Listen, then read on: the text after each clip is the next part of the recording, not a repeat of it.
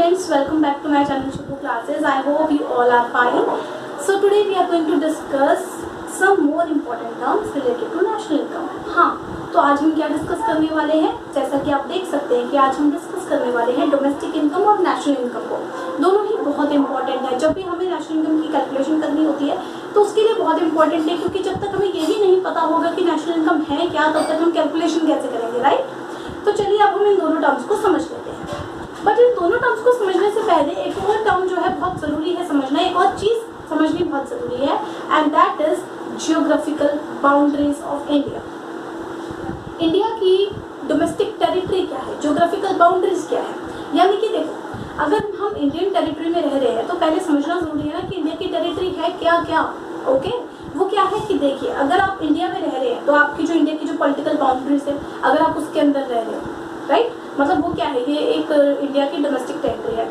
इसके अलावा जो है, अगर आप इंडिया से 22 किलोमीटर्स अराउंड इट, ओके, इसके आसपास अगर आप इतना दूर चले जाएं, like in sea in water, like आप देख सकते हैं इंडिया एक पेनिनसुलर कंट्री है, राइट। सो इंडिया के जो 3 साइड है वो समुद्र है, पानी, उसमें अगर आप 22 किलोमीटर अराउंड दूर तक चले जाए, वो भी इंडिया की टेरिटरी ही कंसिडर किया जाता है। ओके, और इंडिया का कोई शिप है, अगर वो इंडिया का शिप है लेकिन अगर वो साउथ कोरिया और जापान के बीच में वर्क कर रहा है तो उसको भी जो है इंडिया की डोमेस्टिक टेरिटरी का पार्ट माना जाएगा। ओके, तो ये सब चीज़ें हैं जो 2-3 आपको ध्यान में रखनी है कि इंडिया की डोमेस्टिक टेरिटरी क्या है उससे रिलेटेड। ओके, तो ठीक है, अगर आपके माइंड में ये क्लियर है कि इंडिया की डोमेस्टिक टेरिटरी क्या है, तो अब हम डिस्कस कर लेते हैं डोमेस्टिक इनकम को कि डोमेस्टिक इनकम क्या है। देखिए, तो बहुत ईजी है जानना कि डोमेस्टिक इनकम वो इनकम है जो कि इंडिया की ज्योग्राफिकल बाउंड्रीज के अंदर ही अर्न की जाती है। यानी कि इंडिया की जो डोमेस्टिक टेरिटरी है उसके अंदर अर्न की गई इनकम को ही हम डोमेस्टिक इनकम कहते हैं। और वो किसके द्वारा अर्न की जाती है, ये भी बहुत इंपॉर्टेंट है, by residents and non residents. अब देखिए, इंडिया में सारे इंडियंस तो होंगे नहीं, ज़रूरी थोड़ी ना। अब हो सकता है बाहर से भी कोई अर्न करने इंडिया में आया हो, ठीक है, लेकिन वो लेस देन 1 ईयर ही रहा हो, तो वो कौन है, नॉन रेजिडेंट है पर इंडिया में कमा रहा है, ठीक है। सो इन दैट केस हम उसकी इनकम भी काउंट कर लेंगे, क्योंकि अभी हम डोमेस्टिक इनकम की बात कर रहे हो। डोमेस्टिक इनकम में क्या लेते हैं, डोमेस्टिक टेरिटरी के अंदर कमाई गई इनकम को लेते हैं, इररिस्पेक्टिव वो रेजिडेंट ने कमाई है या नॉन रेजिडेंट ने कमाई है, इसको नहीं देखना है। हमें बस ये देखना है कि इंडिया की डोमेस्टिक टेरिटरी के अंदर अर्न की गई है। अगर इंडिया की डोमेस्टिक टेरिटरी के अंदर अर्न की गई है तो यस, वो हमारी डोमेस्टिक इनकम ही है। Okay, very simple, right. Then what is national income. National income सच में हमारी इनकम है, मतलब कहने का मतलब ये है, income earn by only ordinary residents, only ordinary residents of the country within the geographical boundaries and if they live in any other region. I mean to say, देखिए, अब इंडिया के जो ऑर्डिनरी रेजिडेंट हैं वो क्या है, वो देखो, वैसे तो क्या होता है कि जो ऑर्डिनरी रेजिडेंट कहते हैं किसको है कि वो इंडिया में ही रह रहा है ना। तो इंडिया की टेरिटरी के अंदर अगर किसी ने इनकम अर्न की है, और वो भी सिर्फ ऑर्डिनरी रेजिडेंट्स हैं, हम इसमें नॉन रेजिडेंट्स को नहीं लेंगे, ठीक है, नॉन रेजिडेंट्स को हम इसमें नहीं लेंगे। ओके, नेशनल इनकम की बात कर रहे हैं ना, तो ऑर्डिनरी रेजिडेंट्स की इनकम को लेंगे हम जो ज्योग्राफिकल बाउंड्रीज के अंदर कमाई गई। ओके, अब एनी अदर रीजन मैंने क्यों लिखा है, जैसे कि अभी हमने बताया कि अब जो इंडिया की डोमेस्टिक बाउंड्री किसको कंसीडर किया जाता है, डोमेस्टिक टेरिटरी, वो उस वाटर को भी किया जाता है जो इंडिया की जो पॉलिटिकल बाउंड्रीज है उससे 22 किलोमीटर की दूरी तक फैला हुआ है। ओके, और उस शिप को भी लिया जाता है जो शिप इंडियन शिप है पर कोरिया और जापान के बीच में वर्क कर रहा है, राइट। सो अगर इंडिया के ऑर्डिनरी रेजिडेंट्स वहाँ कहीं भी हैं तो भी उनकी इनकम को इंडिया की इनकम का पार्ट माना जाएगा और उसी को हम नेशनल इनकम कंसिडर करेंगे, इसमें नॉन रेजिडेंट्स की इनकम को नहीं, राइट। सो एक और समझने वाली इंपॉर्टेंट चीज़ है यहाँ पर, आप लोगों ने फैक्टर इनकम्स के बारे में तो सुना ही होगा, पढ़ चुके हैं ना फैक्टर इनकम्स के बारे में। क्या होती है फैक्टर इनकम्स, ऐसी इनकम जो हमें फैक्टर सर्विसेज देने पर मिलती है।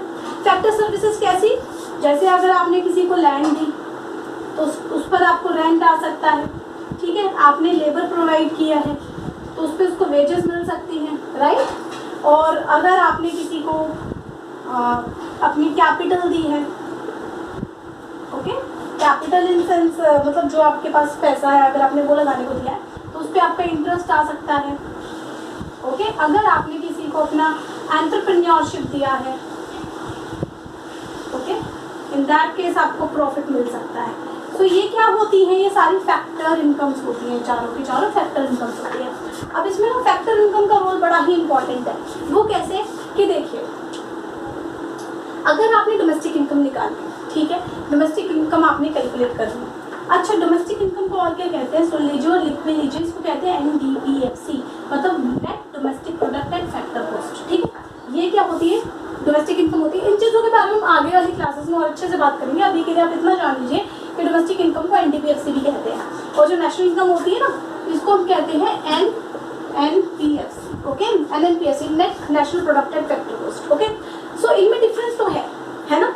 तो अब ये जो डिफरेंस है, हमारा मेन एम क्या होता है ना कि मैं तो नेशनल इनकम कैलकुलेट करना, ओके। सपोज कीजिए आपने इनकम कैलकुलेट करना स्टार्ट किया और पहले आपका सामना हुआ डोमेस्टिक इनकम से, आपने पहले डोमेस्टिक इनकम निकाला। अब इस डोमेस्टिक इनकम को नेशनल इनकम में कैसे कन्वर्ट किया जाए, that is also very very important.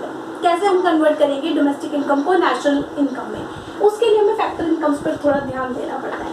देखिए, इसके लिए देखिए, अगर आपने फैक्टर इनकम कोई अर्न करी है अब्रॉड से, आपके पास फैक्टर इनकम आ रही है अब्रॉड से, कुछ फैक्टर इनकम होती है जो हमें टू अब्रॉड होती है, लाइक फैक्टर इनकम अगर आपने अपनी चारों चीज़ें, लैंड, लेबर वगैरह किसी नॉन रेजिडेंट को दे रहे हैं आप, ठीक है, अब्रॉड में दे रहे हैं आप, तो उससे जो आपको इनकम आएगी that is called factor income from abroad, okay.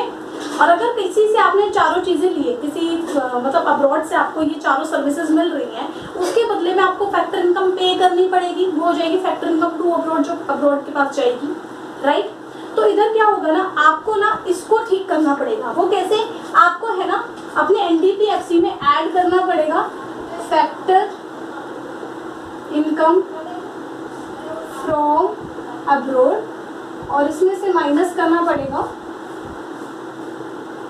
Factor income to abroad, ठीक है।